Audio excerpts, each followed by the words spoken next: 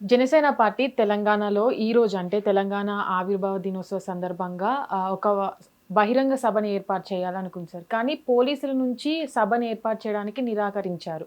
అంటే దీనిపైన కూడా జనసేన గట్టిగా కూర్చుంది. అంటే కోర్టుకు కూడా వెళ్ళడం జరిగింది. అంటే మెయిన్‌గా తెలంగాణలో ఫోకస్ చేయడానికి రీజన్ ఏంటంటారు? తెలంగాణలో ఫోకస్ చేయకుండా ఉండడానికి కారణం ఏమి ఉండొచ్చు? ఎందుకు హ్మ్. చేయకూడదు? ఈ దేశంలో ప్రతి పౌరుడికి పొలిటికల్ పార్టీ ఏర్పాటు చేసుకునే హక్కు ఉంది. హ్మ్. తన పొలిటికల్ ఐడియాస్ని వ్యక్తపరిచే హక్కు ఉంది. సో మరి ఆ హక్కు ఉన్నప్పుడు రాజకీయ ఓటు హక్కు ఉంది, తర్వాత రాజకీయ పార్టీని ఏర్పాటు చేసుకునే హక్కు ఉంది, ఎన్నికల్లో పాల్గొనే హక్కు ఉంది, అండ్ ఎన్నికల్లో పోటీ చేసే హక్కు ఉంది, ఎన్నికల ప్రచారం చేసే హక్కు ఉంది. మరి ఇన్ని హక్కులు ఉన్నప్పుడు ఎందుకు పెట్టకూడదు? కానీ ఎందుకు ఫోకస్ చేయకూడదు? కానీ గతంలో ఎప్పుడు గూడా అంటే ఇంత ఫోకస్ జేయలేదు. కానీ ఏదైతే ఇష్యూ జరిగిందో ప్రొఫెసర్ నాగేశ్వర్ ఇష్యూ తర్వాత మెయిన్‌గా అంటే ఈ రోజే ప్రత్యేకంగా సభ పెట్టాలని గూడా అనుకోవడం జరిగింది. అంటే దీనిపై. అప్పుడు జనసేన పార్టీ తెలంగాణలో ఎప్పుడు పెట్టారు?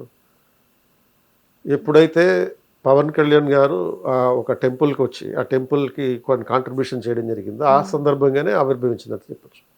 తెలంగాణలో వచ్చినట్టుగా చెప్పచ్చు. ఆ తర్వాత రకరకాల సమస్యలు ఆయన పరిష్కరించారు. హ్మ్. ఆ టెంపుల్కి టీటీడీ ద్వారా 35 కోట్లు ఇప్పించారు దాని డెవలప్మెంట్ కోసం. హ్మ్.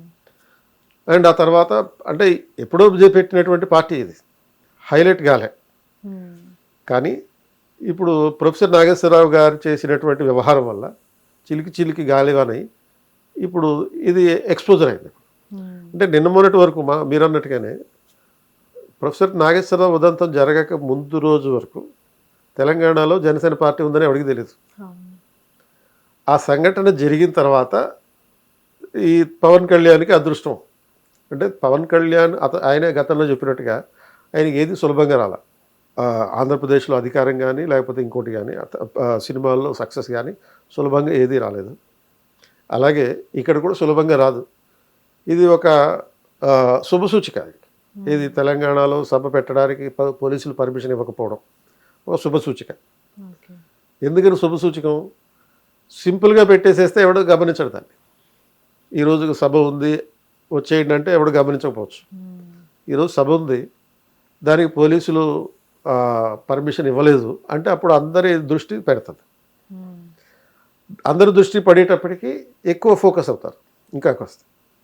సో పవన్ కళ్యాణ్ శాపాలు పెట్టబడడం వలన పవన్ కళ్యాణ్ మీద ప్రతి ఒక్కరు అతన్ని టార్గెట్ చేశారు ఆంధ్రప్రదేశ్లో. హ్మ్. టార్గెట్ చేయడం వల్ల పబ్లిక్లో ఆయన పట్ల ఒక సింపతి వచ్చింది. వచ్చి 100% స్ట్రైక్ రేట్ తోటి గెలిచారు. హ్మ్. తన గెలవడే కాకుండా తెలుగుదేశాన్ని గెలిపించుకున్నారు. బీజేపీని కూడా కేంద్రంలో అధికారంలోకి వచ్చేటట్టు చేశారు.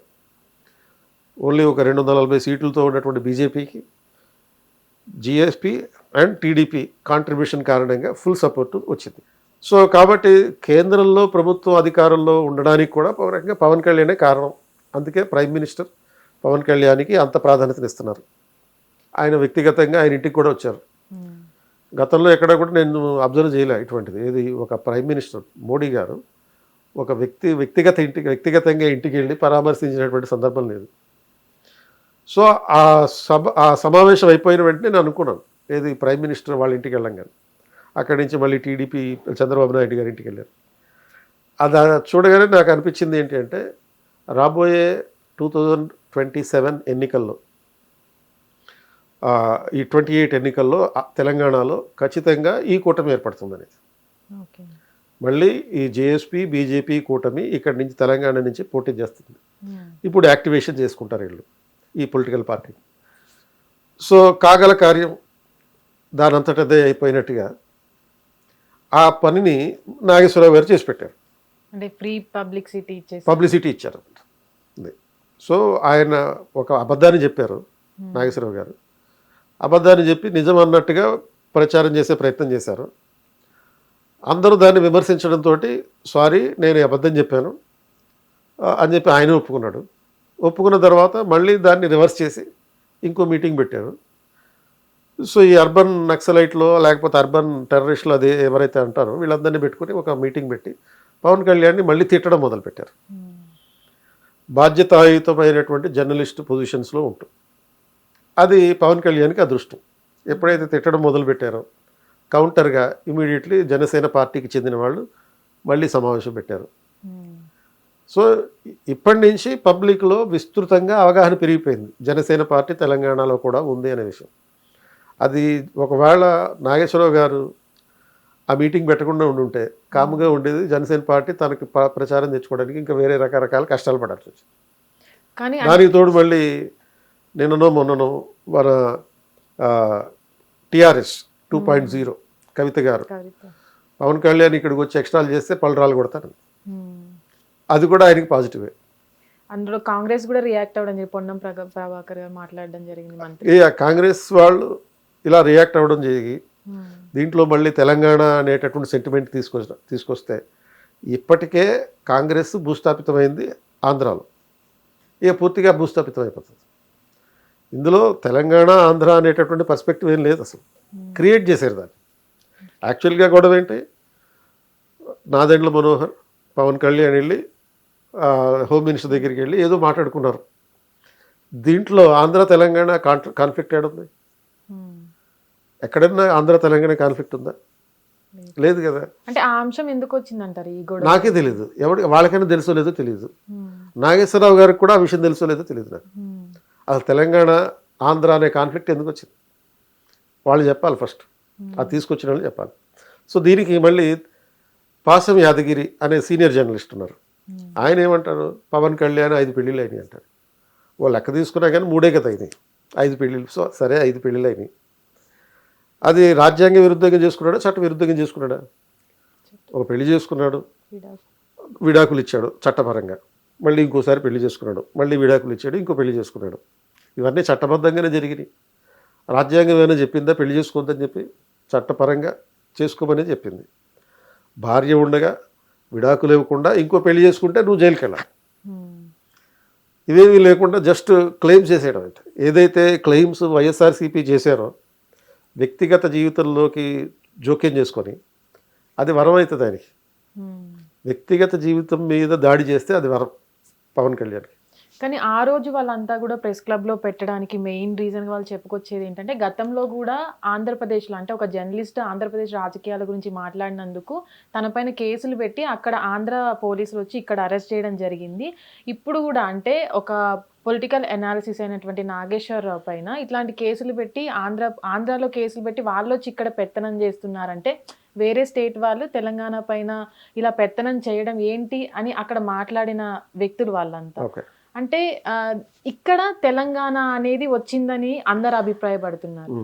దాని తర్వాత తెలంగాణ అని అది గాలివాన అయిపోయి తర్వాత జనసేన పార్టీ వాళ్ళు ప్రెస్ మీట్ పెట్టి అది ఇంకొంచెం మరికొంత తెలియదు. దాని తర్వాత పవన్ కళ్యాణ్ గారి వ్యక్తిగత జీవితం దగ్గర నుంచి మళ్ళీ అంటే గతంలో పవన్ కళ్యాణ్ గారు తెలంగాణ వచ్చిన తర్వాత 2 రాష్ట్రాలు విడిపోయిన తర్వాత నేను 11 రోజులు అన్నం తినలేదన్న వాటిని కూడా దీంట్లో తీసుకొస్తున్నారు. అందువల్ల నెగిటివిటీ పెరుగుతుంది అని అనుకోవచ్చు. పాజిటివిటీ పెరుగుతుంది. పబ్లిక్ ఇప్పుడు తెలంగాణ సెంటిమెంట్ అనేటటువంటి విషయంలో అంత మూర్ఖంగా ఏమి లేరు. ఎవరు చెప్తే అది వినేటటువంటి పరిస్థితి లేదు. తెలంగాణ ఏర్పడింది, తెలివిగా వ్యవహరిస్తున్నారు.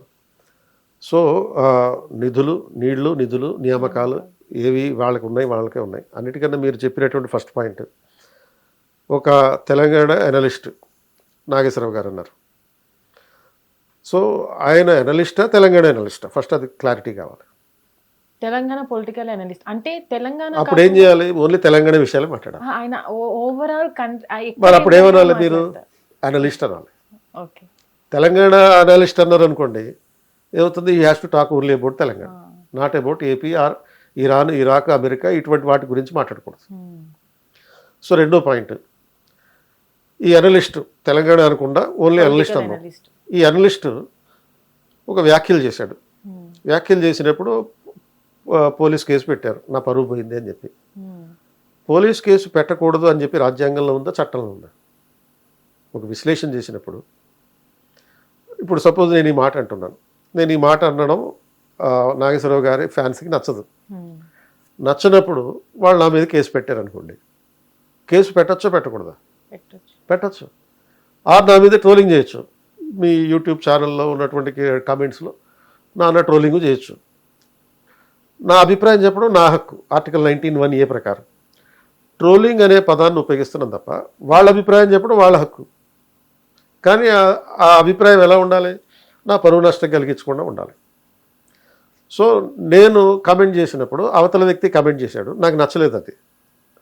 నాకు నచ్చలేదు కాబట్టి నేను కేసు పెట్టొచ్చా పెట్టకూడదా? ఆ ట్రోలింగ్ చేసినోడు మీద పెట్టొచ్చు. ట్రోలింగ్ చేసినోడు నా మీద కేసు పెట్టొచ్చు. నేనేం చెప్పాలి? నేనేం చేయాలి? కేసులు పెట్టి నా గొంతు పీసుకేస్తున్నారని చెప్పకూడదు. కోర్టుకి వెళ్ళాలి. కోర్టుకి వెళ్ళి నేను చేసిన ఆర్గ్యుమెంట్ ఇది, ఈ ఆర్గ్యుమెంట్కి ఆధారం ఏంటి అని నేను నిరూపించాలి. కాబట్టి నాదేమీ తప్పులేదు, కేసు పెట్టాను కాబట్టి, కేసు పెట్టించుకున్నాం కాబట్టి నీదేమీ తప్పులేదు అని నిరూపించుకోవాలి కోర్టులు.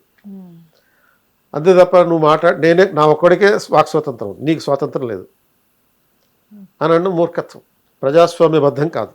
ఇప్పుడు తులసి చంద్ గారు ఉన్నారు అదే మీటింగ్లో, ఆవిడేమన్నారు, how dare you TDP you troll అన్నారు. అంటే నీకు ఎంత ధైర్యం ట్రోలింగ్ చేయడానికి? ధైర్యం ఎందుకు? అది రాజ్యాంగం ఇచ్చినటువంటి ధైర్యం. అదే ఆర్టికల్ 19(1)లోనే ట్రోలింగ్ చేసే అధికారం ఇచ్చింది. నీకు అది ఆ ట్రోలింగ్ నచ్చలేదు, ఏం చేయాలి? పోలీస్ కేసు పెట్టాలి. వాళ్ళు పోలీసులు ఏం చేస్తారు? విచారణ జరుపుతారు, ప్రైమరీ విచారణ జరుపుతారు, ప్రైమా ఫేషి ఇన్వెస్టిగేషన్ చేస్తారు. ప్రైమా ఫేషి ఇన్వెస్టిగేషన్ చేసి ఇందులో సంబద్ధమై ఈ కేసు పెట్టడం కరెక్టే అనుకుంటే కేసు పెడతారు, కోర్టుకి వెళ్తుంది. వెంటనే వచ్చి అరెస్ట్ చేయరు. సెక్షన్ 42 ప్రకారం ముందు నోటీస్ ఇస్తారు. నోటీస్ ఇచ్చి ఇగో నువ్వు పోలీస్ స్టేషన్కి వచ్చి నీ మీద కేసు పెట్టబడింది, వచ్చి సమాధానం చెప్పంటారు. సో నువ్వు లాయర్ని పంపించవచ్చు, నువ్వు డైరెక్ట్గా వెళ్ళాల్సిన అవసరం లేదు, లాయర్ ద్వారా వెళ్ళొచ్చు. ఆ తర్వాత కేసు ఛార్జ్ షీట్ వేస్తారు. ఛార్జ్ షీట్ వేసిన తర్వాత కోర్టుకి వెళ్తుంది.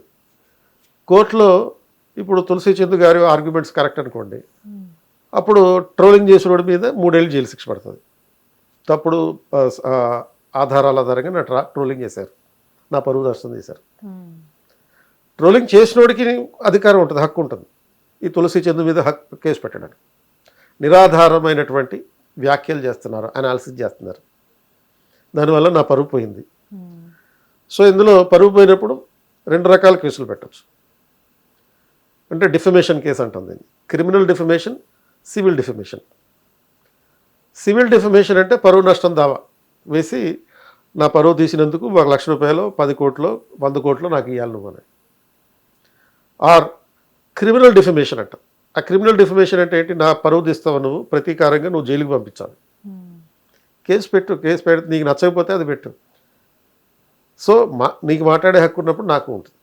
కానీ ఆ రోజు ఆమె అంటే తులసి చంద్ గారు మాట్లాడింది కూడా మనం వింటే, ఆ రోజు చెప్పింది ఏంటంటే పొలిటికల్ అనాలిసిస్ట్గా ఉన్న అతన్ని ఒక టీడీపీ అఫీషియల్ వెబ్సైట్లో వేరే పార్టీ అంటే వైఎస్ఆర్సీపీ పార్టీ కండువా వేసి నుంచోబెట్టి ట్రోల్ చేయడం ఎంతవరకు కరెక్ట్?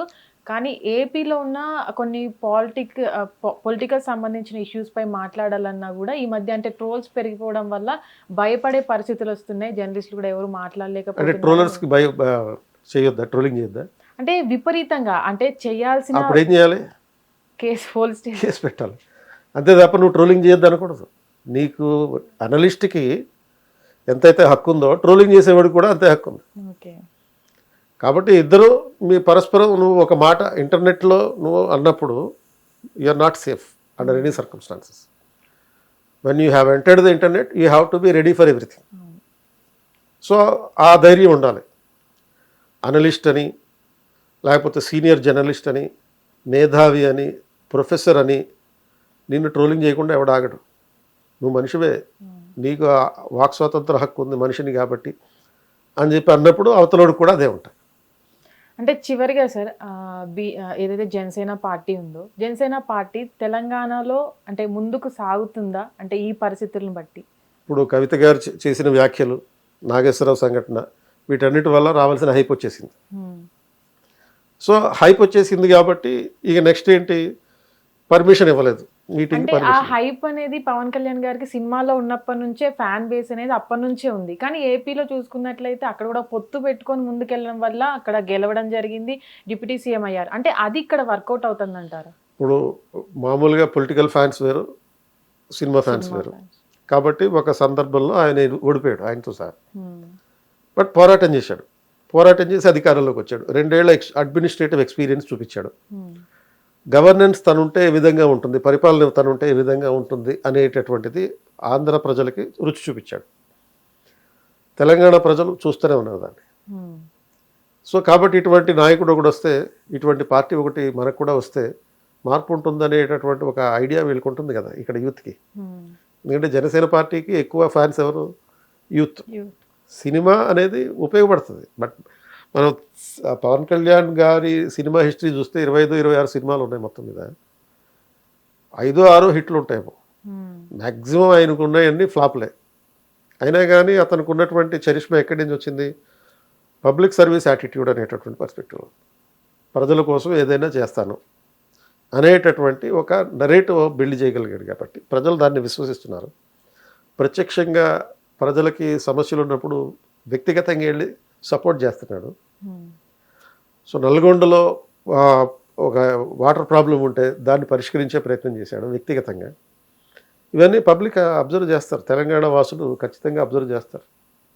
సో పబ్లిక్కి ఆల్టర్నేటివ్ అనేది ఎప్పుడూ కూడా అవసరమే.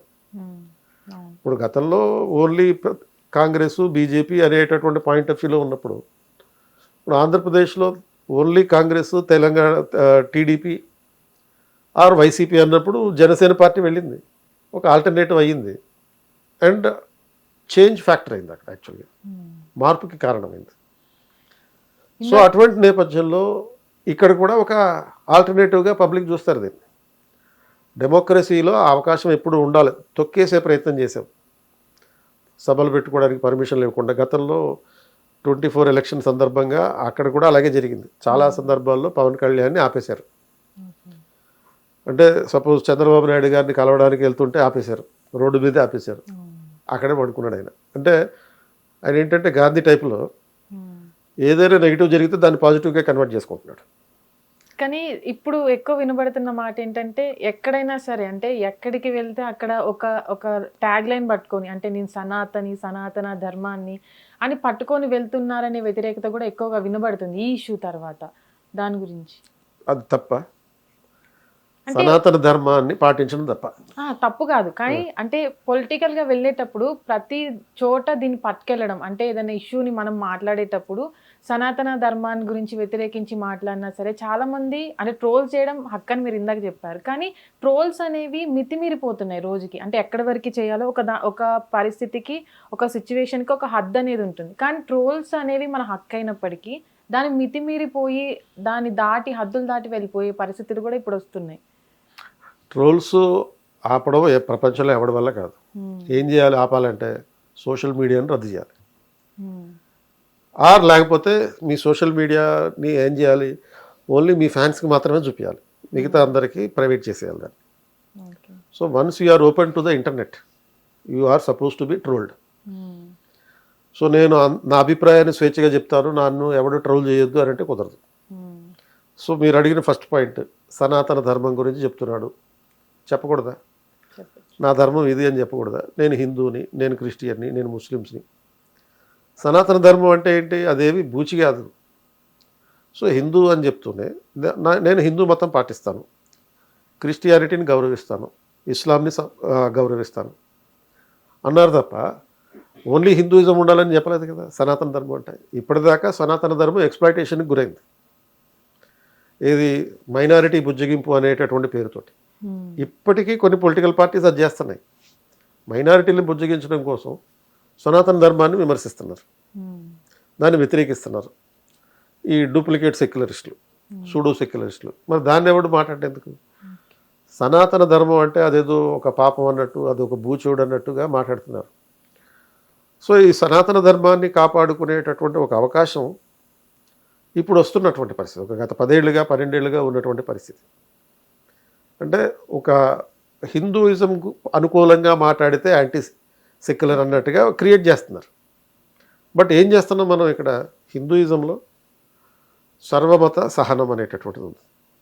అన్ని మతాల పట్ల సహనం, అది ప్రాచీన కాలం నుంచి ఉంది. అందుకనే ఇండియాలో సుమారుగా 6000 రకాల మతాలు ఎక్స్పెరిమెంట్ చేస్తాం మనం.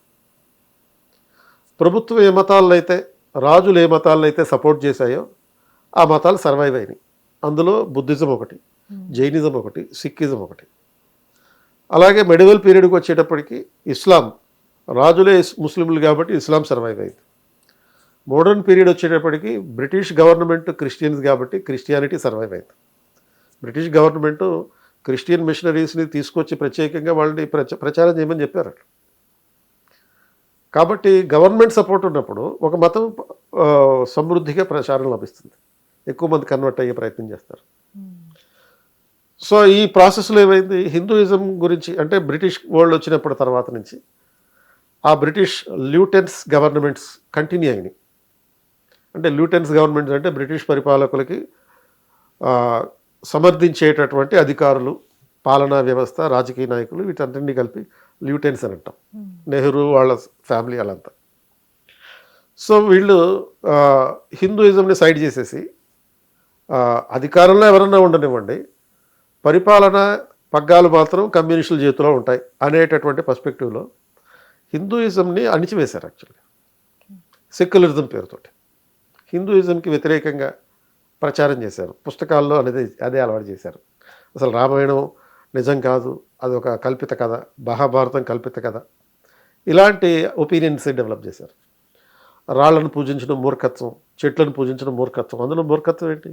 బయోడైవర్సిటీ. అది ఒక చెట్టును పూజించడం అంటే ఆ చెట్టును కొట్టకుండా ఉంటాం, పర్యావరణాన్ని కాపాడుతాం. రాయిని పూజించడం అంటే ఆ రాయిని పగలగొట్టకుండా ఉంటాం, బయోడైవర్సిటీని కాపాడుతాం, అంటే కొండల్ని తొలచం. ఒక పావుని పూజించడం అంటే మన వ్యవసాయానికి ఉపయోగపడుతుంది. ఎందుకంటే వ్యవసాయం కోతలు కోసిన తర్వాత దాన్ని గోడౌన్లో పెడితే ఎలకలు కొట్టేస్తాయి. ఎలకలు కొట్టకుండా ఎలక రాపాలంటే నాగుపాము కావాలి, కాబట్టి నాగుపంచం చేస్తాం మనం. కనుక ఇవన్నీ మూర్ఖం కాదు, ఇవన్నీ సైంటిఫిక్. సైన్స్ ఉంది, సర్వైవల్ ఉంది, కల్చర్ ఉంది.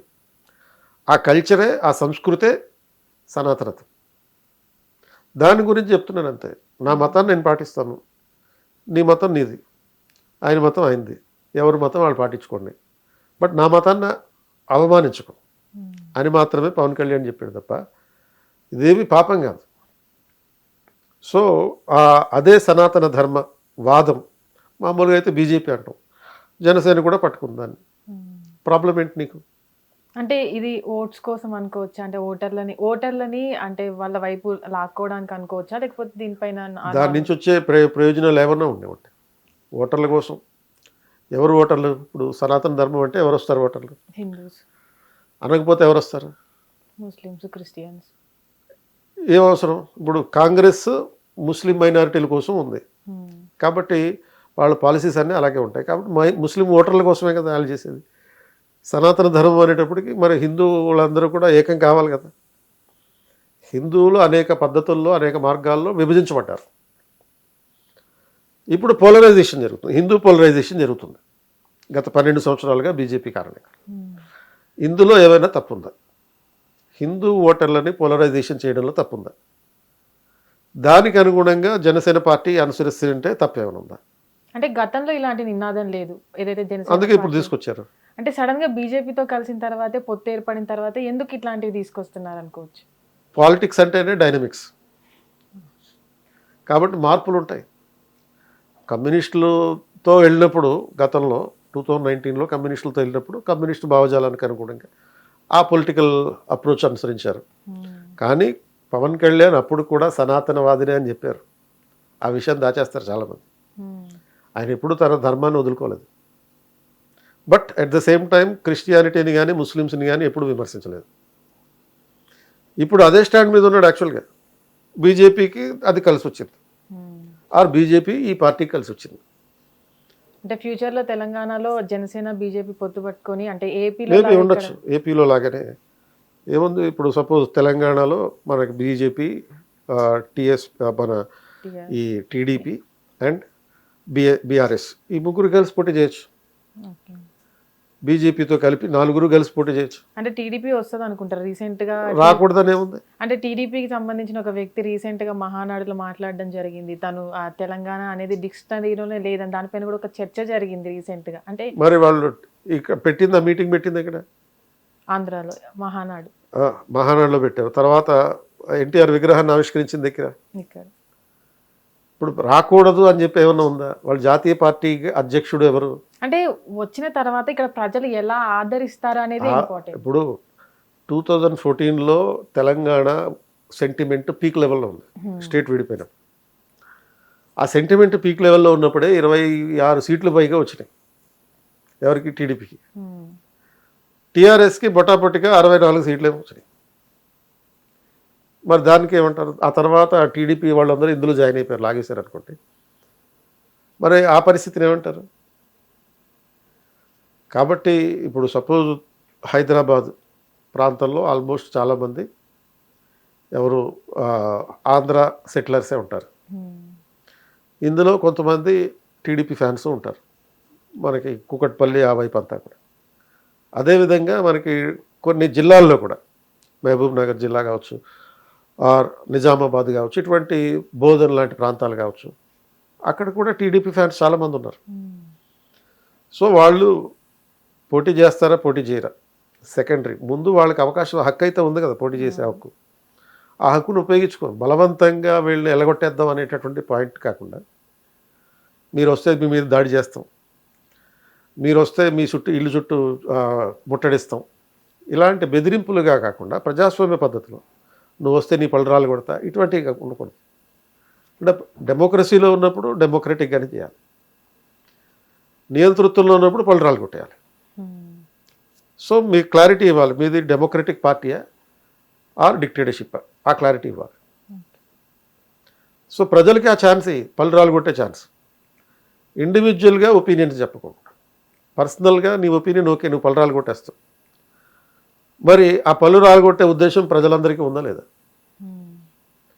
ప్రజలకి అవకాశం ఇచ్చి ఓట్ల రూపంలో పళ్ళు రాలగొట్టేమనంట. అంటే ఉందంటారా జనసేనకి తెలంగాణ? లేదంటారా మీరు? అంటే ఇప్పటి వరకు ఉన్న సిచ్యువేషన్, అంటే ఈ ఇష్యూ బయటికి రాకముందు అసలు జనసేన తెలియదు లేదు అని మీరే ఉందనే విషయం లేదు. ఇప్పుడు తెలిసింది.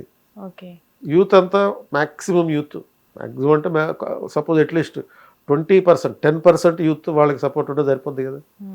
పవన్ కళ్యాణ్ ఏమో ఇప్పటికిప్పుడు ప్రధానమంత్రి ముఖ్యమంత్రి తెలంగాణకి అవ్వడు, ఆ పార్టీ అవుతుంది. ఆ పార్టీ తరపున ఉండేటటువంటి ఒక నాయకుడు ముఖ్యమంత్రి అవుతాడు. ఎలా అయితే ఆమ్ ఆద్మీ పార్టీ పంజాబ్లో ఆయన అయిపోలేదు కదా ముఖ్యమంత్రి, వేరే వాడిని పెట్టింది. సేమ్ ఇక్కడ కూడా అదే జరుగుతుంది. ఆయనకు ముఖ్యమంత్రి కానీ డిప్యూటీ చీఫ్ మినిస్టర్ కానీ అయ్యే ఉద్దేశమే లేదు ఇక్కడ. కాబట్టి ఇక్కడ ఉన్నటువంటి స్థానికుడు ఎవరైతే ఉంటారో, మేబీ ప్రాబబ్లీ అది ఒక బీసీ నాయకుడు కావచ్చు, ఎస్సీ నాయకుడు కావచ్చు, ఎస్టీ నాయకుడు కావచ్చు. ఇప్పటిదాకా ఒక బీసీ, ఎస్సీ, ఎస్టీ నాయకులకి ముఖ్యమంత్రి అయ్యే అవకాశం రాలా, అటు ఉమ్మడి ఆంధ్రప్రదేశ్లో కానీ డివైడెడ్ ఆంధ్రప్రదేశ్లో కానీ ఎవరికి రాలేదు. సో రెడ్డీస్ కానీ లేకపోతే చౌదరీస్ కానీ మాత్రమే ముఖ్యమంత్రులు అయ్యారు, కాపులకి లేదు. వైనాట్ ఏ బీసీ, వైనాట్ ఎన్ ఎస్సీ, ఎస్టీ అవ్వకూడదని చెప్పి రాజ్యాంగంలో లేదు కదా. అవ్వచ్చు, అవకాశం జనసేన పార్టీ ద్వారా రావచ్చు కదా.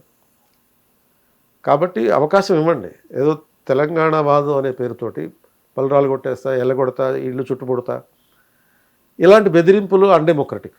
Okay sir, thank you. చూసారు కదా, మరొక ఇంటర్వ్యూతో మళ్ళీ కలుద్దాం. అంతవరకు చూస్తూనే ఉండండి Hit TV. Hit TV app, ఇందులో short news, live news, entertainment shows, movies, digital magazines తో పాటు మీ జిల్లా వార్తలను కూడా ఫ్రీగా చూడొచ్చు. ఇంకెందుకు ఆలస్యం, వెంటనే హిట్ టీవీ యాప్ ని డౌన్లోడ్ చేసుకుని ఫ్రీగా ఎంటర్టైన్మెంట్ పొందండి. Hit TV app, hit TV app, please download hit TV app. Hit TV app ని ఫ్రీగా డౌన్లోడ్ చేసుకొని ఎంజాయ్ చేయండి. మీకు నచ్చిన ఎంటర్టైన్మెంట్ కోసం హిట్ టీవీ యాప్ ని ఫ్రీగా డౌన్లోడ్ చేసుకుని ఎంజాయ్ చేయండి. హిట్ టీవీ యాప్ ని డౌన్లోడ్ చేసుకుని ఆస్వాదించండి, ఆశీర్వదించండి. ఇంతమంది సెలబ్రిటీలు హిట్ టీవీ యాప్ ని డౌన్లోడ్ చేసుకోండి అని చెప్తున్నారంటే ఎంత మంచి యాప్ ఆలోచించండి. అమెరికా అమెరికా అమెరికా అమెరికాలో చదవాలనుకునే వాళ్ళకి విశ్వసనీయమైన పేరు మన శౌర్య కన్సల్టెన్సీ. UK లో 1 year masters, UK లో 1 year masters, 2 years work permit up to 5 years visa. Contact Saurya Consultancy. Contact 89851 89851.